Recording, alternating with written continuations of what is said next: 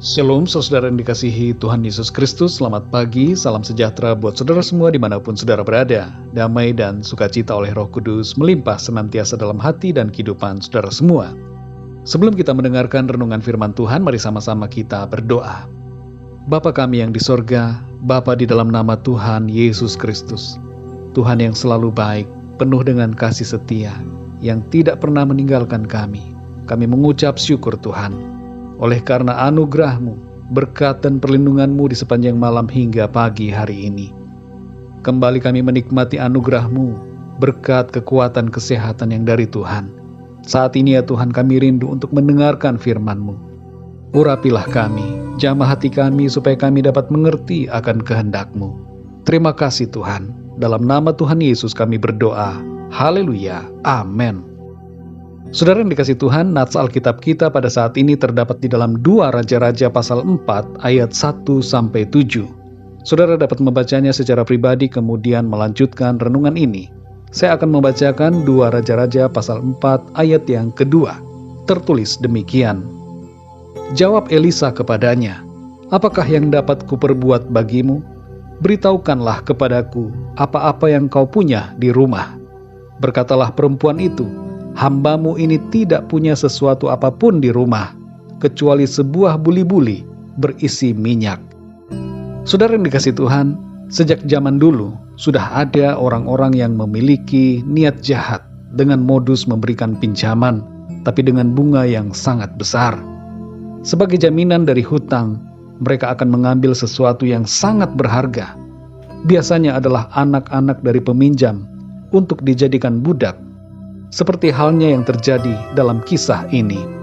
Di masa sekarang saudara, setiap kita perlu berhati-hati dengan berbagai tawaran pinjaman online dan hutang apapun juga. Jaga sikap untuk tetap bersabar dan mengandalkan Tuhan. Meminjam pada hakikatnya bukanlah solusi.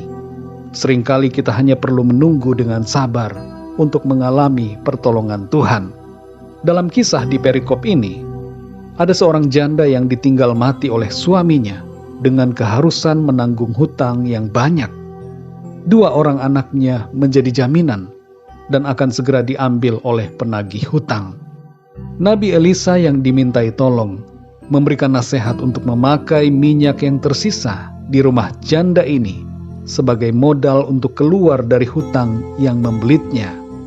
Dan akhir dari kisah ini adalah kelepasan dari hutang yang dialami secara ajaib oleh janda ini, berkat pertolongan Tuhan. Saudara yang dikasih Tuhan, kalau kita membaca dan merenungkan kisah ini, maka ada beberapa hal yang menjadi pesan buat kita. Yang pertama, jangan berhutang. Nabi Elisa tidak menyuruh janda ini untuk menyelesaikan hutangnya dengan berhutang lagi. Banyak kali saudara kita mendengar nasihat untuk menutupi hutang dengan membuat hutang yang baru. Hal ini tidak alkitabiah. Tuhan mau menjadikan kita kepala, bukan ekor. Tuhan mau kita yang memberi pinjaman, bukan yang berhutang. Supaya kita terlepas dari hutang, jangan berhutang lagi saudara. Dan supaya kita tidak berhutang, belajarlah untuk mencukupkan diri dengan apa yang ada. Jangan ikuti keinginan hawa nafsu untuk memiliki sesuatu yang sebenarnya tidak kita perlukan. Bersyukurlah dengan berkat Tuhan dan aturlah pengeluaran kita dengan baik. Yang kedua, saudara, berusahalah dengan apa yang kita bisa.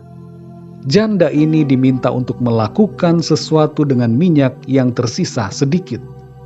Bersama dengan 2 anaknya, ia meminjam bejana-bejana kosong dari tetangganya untuk digunakan sebagai wadah minyak. Saudara yang dikasih Tuhan, mungkin yang ada pada kita kelihatannya kecil dan tidak berguna, tapi itu bisa dipakai Tuhan untuk menjadi saluran berkat buat kehidupan kita. Lakukanlah apa yang kita bisa. Gunakan talenta kita, saudara. Jangan berdiam saja, tapi berusahalah. Tuhan sanggup memberkati kita melalui perkara-perkara yang nampaknya kecil sekalipun. Yang ketiga, saudara, beriman dan andalkan Tuhan. Walaupun apa yang disuruh oleh Nabi Elisa nampaknya tidak masuk akal, tapi janda ini percaya dan taat, serta ia mengandalkan Tuhan. Ini nampak dari sikapnya yang mau bertanya kepada Nabi Elisa dan menuruti perkataannya. Saudara yang terkasih, ketika ada masalah hutang atau keuangan, jangan putus asa, jangan kehilangan semangat dan harapan, tetap percaya dan andalkan Tuhan. Selalu ada jalan keluar dan pertolongan yang ajaib dari Tuhan. Saudara yang dikasihi Tuhan, Tuhan sanggup menolong dan memelihara hidup kita. Belajarlah untuk hidup dalam kesabaran dan penguasaan diri. Jangan andalkan uang, jangan andalkan hutang dan berbagai pinjaman lainnya, tapi andalkanlah Tuhan.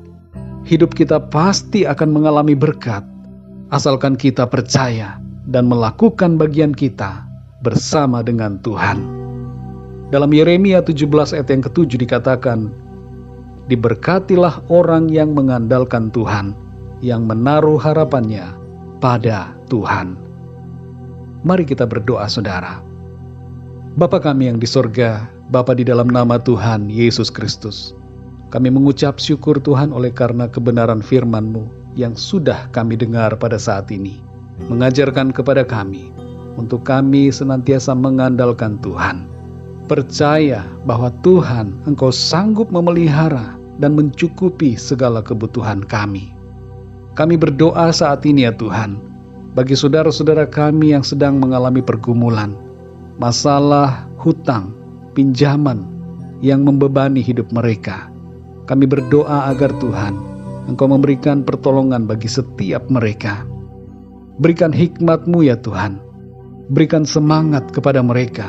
Bangkitkan iman dan pengharapan mereka untuk hidup dalam iman dan melakukan apa yang menjadi bagian mereka. Percaya dan sabar dalam setiap proses yang ada. Kami yakin Tuhan, kuasa-Mu tidak pernah berubah. Engkau sanggup menolong dan melepaskan setiap anak-anak-Mu dari berbagai masalah, persoalan yang mereka hadapi. Terpujilah nama-Mu ya Tuhan. Engkaulah sumber segala-galanya bagi kami. Engkau yang sanggup melepaskan bangsa Israel dari perbudakan di Mesir. Engkau juga sanggup melepaskan kami dari berbagai masalah yang kami hadapi. Terpujilah nama-Mu ya Tuhan. Di dalam Engkau ya Tuhan Yesus, kami memiliki jaminan akan pertolongan, bukan saja akan hal-hal yang rohani, tapi juga dalam hal-hal yang jasmani. Kebutuhan-kebutuhan lahiriah kami selama di bumi ini, Tuhan juga sanggup mencukupi dan bahkan memberikan dengan berlimpah. Terima kasih ya Tuhan, kami bersyukur untuk firman-Mu. Di sepanjang hari ini kami mohon tuntunan-Mu Tuhan. Pimpin kami dalam segala aktivitas kami. Biarlah semua yang kami lakukan memuliakan nama Tuhan. Kami berdoa untuk yang sedang sakit, jamahlah dan sembuhkan mereka dengan kuat kuasa-Mu. Dan yang mengalami masalah apapun, biarlah Tuhan Engkau memberikan jalan keluar dan pertolongan yang ajaib atas mereka. Terpujilah nama-Mu ya Tuhan. Dalam nama Tuhan Yesus Kristus, Tuhan dan Juru Selamat kami berdoa dan mengucap syukur. Haleluya. Amin. Puji Tuhan, saudara yang dikasihi Tuhan, saya percaya firman Tuhan menjadi berkat dan kekuatan buat saudara semua. Dan Roh Kudus akan menolong saudara untuk lebih lagi memahami kebenaran firman Tuhan. Tuhan Yesus memberkati saudara semua. Sampai jumpa dalam renungan yang berikutnya. Haleluya.